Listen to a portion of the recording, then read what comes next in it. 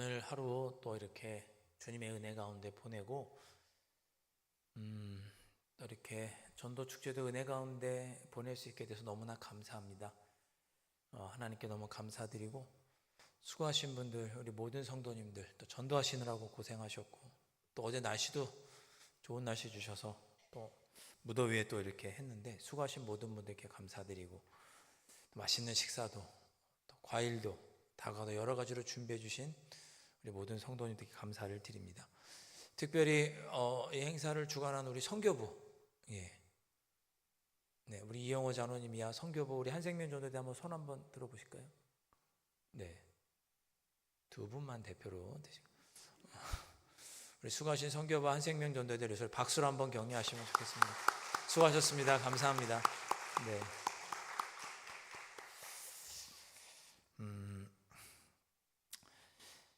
우리나라 역사에서 가장 존경받는 왕은 어떤 왕일까요?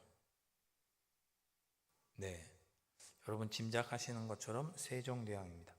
세종대왕은 장영실을 등용해서, 장영실이라고 하는 신하를 등용해서 조선의 과학기술을 많이 발전시켰습니다. 해시계, 물시계, 치국이 등등 발전시켰고 뿐만 아니라 음악도 또 천문학 등 문화와 예술, 여러 학문에 이르기까지 조선을 발전시켰던 큰 업적을 남겼던 왕이 세종대왕입니다. 무엇보다 한글을, 훈민정음을 창제하셔서 우리에게 한글이라고 하는 아주 좋은 유산을 남겨주신 분이 세종대왕이죠.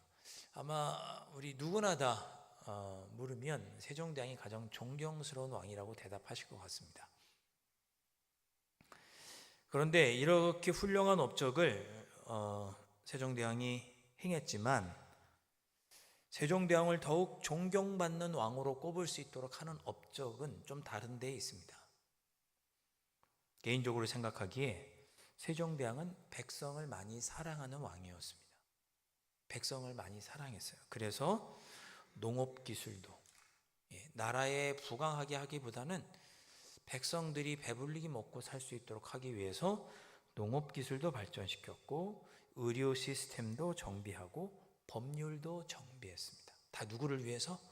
국민들, 백성들을 위해서 그렇게 한 거죠. 훈민정음도 백성들이 한문이 너무 어려우니까 백성들을 위해서 이렇게 창제한 거죠. 그렇기 때문에 세종대왕이 가장 존경받는 이유는 그의 업적도 업적이지만 그가 국민을 참 사랑하는 왕이었기 때문에 우리가 존경할 만한 지도자요, 왕이라 이렇게 꼽을 수 있다고 생각합니다. 참 이 시대에는 그런 지도자가 필요한 것 같습니다. 그렇죠? 우리나라뿐만 아니라 여러분 뉴스 보세요. 지금 미국도 뉴스로만 제가 이렇게 저는 보지만 미국도 난리가 났더라고요. LA, 시카고, 텍사스까지 시위와 폭동이 일어나고 있습니다. 이런 시대에 참 좋은 지도자가 필요하구나 그런 생각을 해보게 됩니다. 성경에도 위대한 지도자, 위대한 왕들이 많이 나옵니다. 그들도 한결같이 하나님을 사랑하고 백성을 사랑하는 그런 왕이었습니다. 다윗도 그랬고 솔로몬도 그랬고 특히나 솔로몬은 백성들을 잘 재판할 수 있도록 지혜를 달라고 하나님께 간구했죠. 그것이 또 하나님 마음에 합했습니다. 자, 성경에 또 어떤 왕이 위대한 왕으로 꼽힐 수 있는가? 이스라엘은 아니지만 오늘 우리가 살펴본 바벨론의 느부갓네살 왕도 위대한 왕에 꼽힐 수 있습니다. 여러분, 이 느부갓네살 왕 시대에 바벨론이 가장 전성기를 누렸습니다. 최전성기를 누릴 때 바벨론이라는 나라가 최전성기를 누릴 때의 왕이 누구였냐면 느부갓네살이었습니다.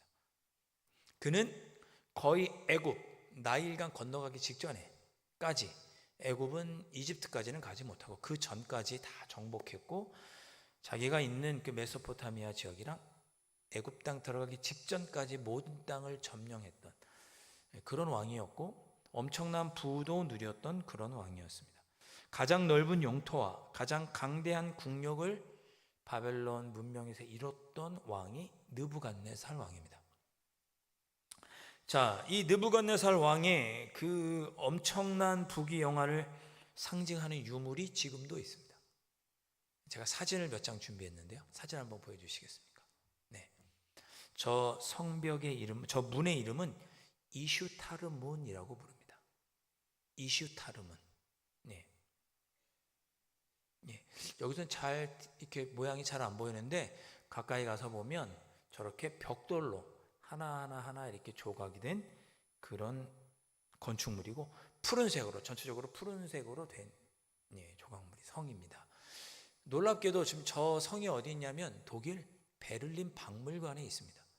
그러니까 독일 사람들이 터키랑 사이가 좋았을 때 1930년에 그 유물을 발굴해서 저 문을 전체 다 뜯어가 가지고 독일 베를린의 박물관에다가 복원을 했다고 하더라고요.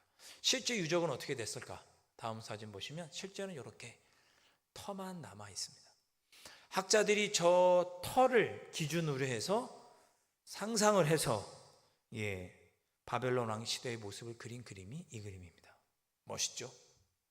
저 파란색으로 된 부분이 이슈타르문이 있는 분이고, 저렇게 보시면 저 중간에 이렇게 고층 건물도 있고요. 아주 멀리 아주 똑바르게 예쁘게 잘 도시가 정비되어 있는 걸 볼 수 있습니다. 이런 문명을 이뤘던 사람이 누구냐? 느부갓네살 왕입니다. 느부갓네살 왕이에요. 느부갓네살 왕이 이렇게 나라를 부강하게 이루었고 저 찬란한 문명을 이뤘으니 교만해질만 하겠죠. 야, 내 때 이렇게 했어. 어깨도 으쓱하고 기분이 좋았을 것입니다.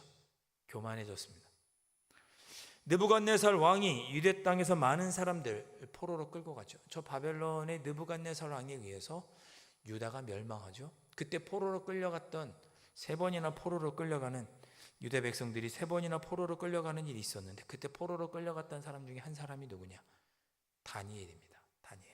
저 느부갓네살 왕 때 포로로 끌려갔어요. 그 왕궁에서, 느부갓네살 왕의 왕궁에서 교육을 받죠. 자, 그 이야기는 여러분 잘 아시니까 넘어가기로 하고, 다니엘은 저 느부갓네살 왕 때 탁월한 지혜로 총리에까지, 국무총리에까지 이르게 됩니다. 자, 오늘 본문은 어떤 내용이냐? 느부갓네살 왕이 바벨론을 통치하는 중에 꿈을 꾸었는데 그 느부갓네살 왕이 꾼 꿈을 아무도 해석하지 못하는 거예요. 그래서 당시에 가장 지혜로웠던 다니엘, 바벨론식 이름으로 하면 벨드사살, 다니엘에게 이 꿈이 무슨 꿈인지를 물어봅니다. 오늘 읽지는 않았지만 11절에 다 느부갓네살 왕이 꾼 꿈에 대해서 살짝 언급이 되는데요.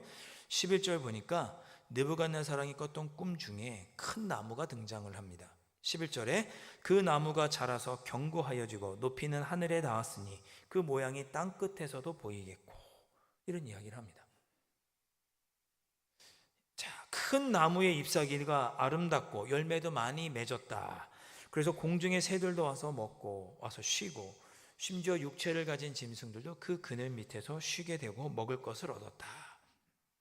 그런데 이어서 어떤 꿈이 계속 이어지냐면, 그렇게 큰 나무가 있고 막 동물들이 쉬고 있는데 하늘에서 거룩한 자가 내려옵니다. 하늘에서 거룩한 자가 내려와서 저 큰 나무를 베어버리고 잎사귀와 열매를 다 헤쳐버리고 짐승들도 쫓아내고 새들도 다 쫓아냅니다. 그런 꿈을 꾼 거예요. 그리고 그 나무를 잘라버리고 그 나무 그루터기만 남긴 그 어떤 목소리가 이렇게 말합니다. 16절에 또 그 마음은 변하여 사람의 마음 같지 아니하고 짐승의 마음을 받아 7대를 지내리라. 이런 이야기를 합니다. 이게 무슨 얘기지? 짐승의 영을 받아, 마음을 받아 7대를 지낼 것이라고. 느부갓네살이 이 꿈을 꾸고 나서 도저히 이 꿈이 무슨 뜻인지를 알 수가 없는 거예요. 그래서 다니엘을 불렀습니다. 다니엘이 해석해 주죠. 왕이시여, 이 큰 나라는 왕이 이룩한 이 바벨론이 이 큰 나라입니다. 그런데 이 큰 나라가 나중에는 그루터기만 남게 될 것입니다. 그리고 왕은 사람들에게 쫓겨나서 7년 동안 들짐승처럼 지내게 될 것입니다. 이렇게 꿈을 해석해 줍니다. 왕이시여, 왕은 사람들에게 쫓겨나서 7년 동안 들짐승처럼 행하게 될 것입니다. 이렇게 꿈을 해석해 주는 거예요. 그러면서 느부갓네살 왕에게 이렇게 말했습니다. 27절에 그런즉 왕이여, 내가 아뢰는 것을 받으시고 공의를 행함으로 죄를 사하고 가난한 자를 긍휼히 여김으로 죄악을 사하소서. 그리하시면 왕의 평안함이 혹시 장구하리다 하니라. 이렇게 권면을 해줍니다. 그러니까 왕이시여, 왕이 7년 동안 들짐승처럼 지내게 될 것인데, 그러니 그 전에 당신의 죄를 사하소서. 공의를 행함으로 가난한 자를 긍휼히 여겨주심으로 당신의 죄를 용서하십시오. 사함 받으십시오.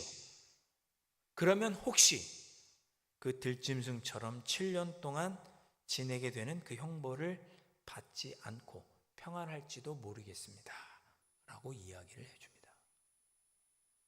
이 이야기를 바벨론 왕이 듣고 알았다, 그렇게 하겠다 그랬을까요? 아니요. 엄청난, 우리 그림에서 보았던 것처럼 엄청난 문명, 엄청난 영토, 엄청나게 큰 국력을 이루어낸 느부갓네살 왕은 다니엘의 이 이야기를 듣고 한 귀로 듣고 한 귀로 흘려버립니다. 왕이 공의를 행하고 가난한 자를 긍휼히 여기십시오. 그러면 왕이 평안할 것입니다. 다니엘이 그렇게 이야기했음에도 불구하고 귀담아 듣지 않습니다. 느부갓네살 왕 생각에는 이 넓은 영토는 내가 이루었고 국력이 튼튼한 나라를 만든 것도 내가 한 것이고, 그러니 이 나라는 내 마음대로 해도 되지. 백성을 뭐 그렇게 생각할 필요가 있나, 그렇게 생각했고 그것이 하나님 마음에 합당하지 않았습니다. 30절 왕이 말하여 이르되 이 큰 바벨론은 내가 능력과 권세로 건설하여 나의 도성으로 삼고 이것으로 내 위엄의 영광을 나타낸 것이 아니냐 하였더니, 내가 한 것이다. 지금 내가 이렇게 누리고 사는 것은 내가 한 거야. 내 능력과 권세로 내가 이 성을 건설하였어. 내가 한 거야. 내가 했어. 내 힘이야. 내 능력이야. 나의 도성이야. 내 위엄과 내 영광을 나타낼 거야 라고 느부갓네살 왕은 말하고 다니엘의 권면은 귀담아 듣지 않습니다. 그래서 어떻게 되었을까요? 다니엘이 꿈을 해석해 준 대로 뒤에를 읽어보면 7년 동안 무슨 병인지는 모르겠어요. 무슨 병에 걸렸길래 이렇게 되나 알 수는 없지만 7년 동안 들짐승과 함께 거니면서 소처럼 풀 뜯어먹고 벌거벗어서 소처럼 풀 뜯어먹으면서 무기력하고 어리석고 무지성하고 무기력하게 그렇게 7년 동안을 지내다가 7년이 다 된 후에야 그의 총명함이 돌아오게 됩니다. 이 이야기의 교훈은 분명합니다. 교만하지 말라는 거죠. 자, 이 이야기의 끝은 해피엔딩이죠. 오늘 우리가 살펴보았습니다. 결국 7년 기한이 차서 느부갓네살 왕의 정신이 온전케 회복이 되었습니다. 그러자 느부갓네살 왕이 첫 번째 했던 고백이 34절입니다. 우리 다 함께 34절 말씀 읽어볼까요? 함께 읽겠습니다. 시작. 그 기한이 참에 나 느부갓네살이 하늘을 우러러 보았더니 내 총명이 다시 내게로 돌아온지라. 이에 내가 지극히 높으신 이에게 감사하며 영생하시는 이를 찬양하고 경배하였나니 그 권세는 영원한 권세요 그 나라는 대대에 이르리로다. 아멘. 자, 그제야 느부갓네살 왕은 내가 누리게 되는 모든 것이, 내가 누리고 있는 모든 것이 하나님의 도우심이고 하나님께서 주신 것이구나 라고 깨닫습니다. 자신이 누리는 권세도 하나님 것이고 이 나라도 하나님이 주신 것이고 이 나라의 부귀영화도 다 하나님께서 허락하셨다는 것을 깨닫게 되죠. 하나님께서 섭리하시고 하나님께서 다스리시고 역사를 주관하셨구나.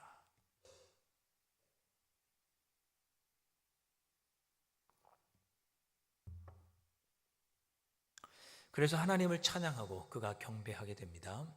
37절 말씀도 우리 다 함께 한번 읽어보겠습니다. 시작. 그러므로 지금 나 느부갓네살은 하늘의 왕을 찬양하며 칭송하며 경배하노니 그의 일이 다 진실하고 그의 행하심이 의로우심으로 교만하게 행하는 자를 그가 능히 낮추심이라. 아멘. 그렇구나. 다 하나님께서 하셨는데 하나님 앞에 교만한 자를 하나님께서 다 낮추시는구나. 그가 깨닫게 됩니다. 여러분, 한 주일 동안도 사시는 동안에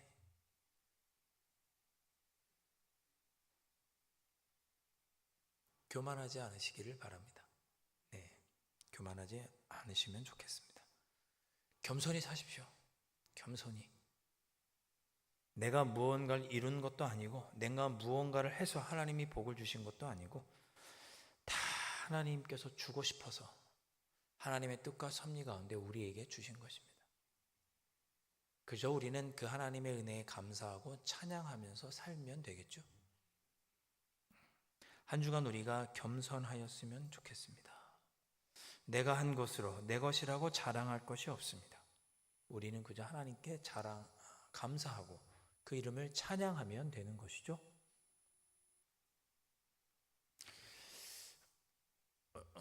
집에 사택으로 오갈 때 한 10분 정도 걸립니다. 어제 아침에 교회를 이렇게 걸어오는데 이제 금요일 날 비가 왔잖아요. 그래서인지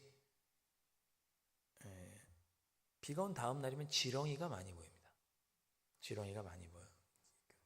이만한 거 너무했고, 그죠? 요만 언뜻 보면 뱀처럼 보일 정도로 긴 지렁이들이 있습니다. 꿈틀꿈틀거리면서 있더라고요. 근데 저녁에 갈 때쯤 보니까 그 지렁이들이 어떻게 됐을까요? 밟힌 것도 있고 뭐 자전거에 눌린 것도 있어서 그런지 죽어 있는 정도가 아니라 개미들이 붙어 있더라고요. 징그러워. 전 그런 거 너무 징그러워요. 징그러워. 근데 그런 생각이 문득 들었습니다. 제가 감히 그런 생각을 하는 게 참 주제 넘을지 모르지만 그런 생각이 들었습니다. 자, 그렇구나. 지렁이도 비가 와서 좋아서 나와서 천년만년 살 것 같지만 3일을 못 버티는구나. 우리가 살다 보면 다 지렁이 같지 않나 그런 생각이 들었습니다. 많이 이룬 것 같고 넉넉하게 얻은 것 같고 더 갖고 싶고 해도 때가 되면 다 우리도 개미에게 물어 뜯겨 그렇게 사라지게 될 것입니다. 자랑할 것이 없고 교만할 것도 없고 다 하나님의 뜻과 섭리 안에 있고 우리는 그렇게 지렁이처럼 왔다가 그렇게 지렁이가 가듯이 우리도 가는 것이구나. 근데 문득 그런 생각이 들었습니다. 오늘 느부갓네살 왕이 자기의 입으로 고백합니다. 교만하지 말아라. 너 자신을 낮추고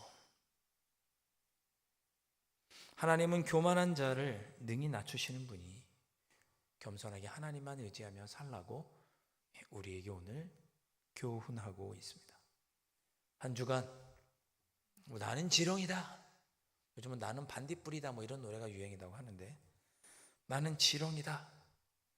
내가 이렇게 살다가 언젠간 갈 텐데 내가 하나님의 은혜와 하나님의 사랑 가운데 살다가 그렇게 가는구나.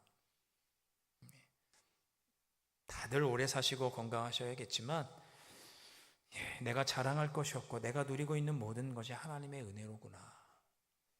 겸손한 마음으로 이 한 주간을 보내시고 그래서 하나님의 은혜 가운데 찬양하고 감사하며 한 주간을 보내시는 여러분들 되실 수 있기를 주님의 이름으로 축복합니다.